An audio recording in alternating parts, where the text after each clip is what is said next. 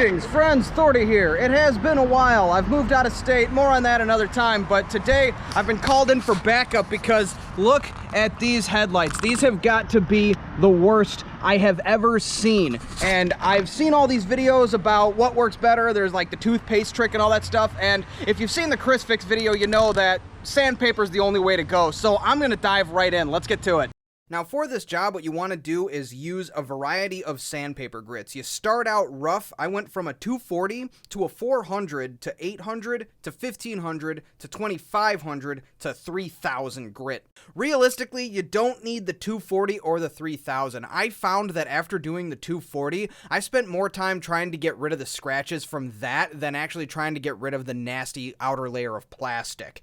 The 3000 was effectively unnecessary. I didn't notice a huge difference when I used it, but it came in the variety pack and I figured why not.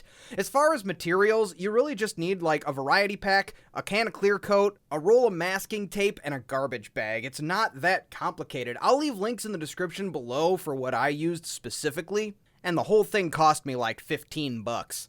Between each round of sandpaper, I wiped it down with a wet paper towel. I probably should have used a spray bottle to keep it wet the whole time, but I don't know if it really made that big a difference. If you do this job and you use a spray bottle, let me know how that turns out down in the comments. I'd be interested to hear the results. Now, the second headlight turned out a lot better, mostly because I was more practiced at doing the sandpaper portion of this, and I went a lot easier on the 240 grit when I did that one.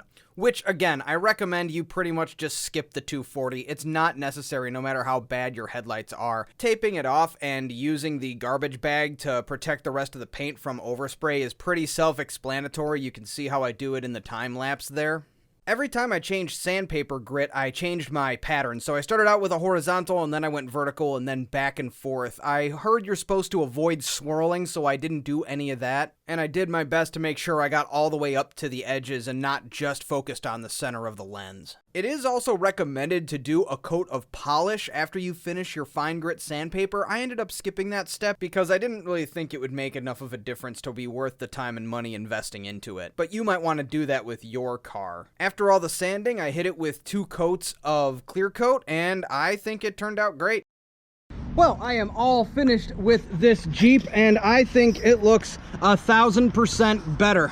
The right one came out a little better. I ended up going over it with a second round of the like mid-grade grit, like 1000 grit, and then back up to like 3000, but about 2 hours worth of work to do both, and I think it's totally worth it. So any questions, hit me up in the comments. Until next time, good luck, have fun, drive safe. You know how we do.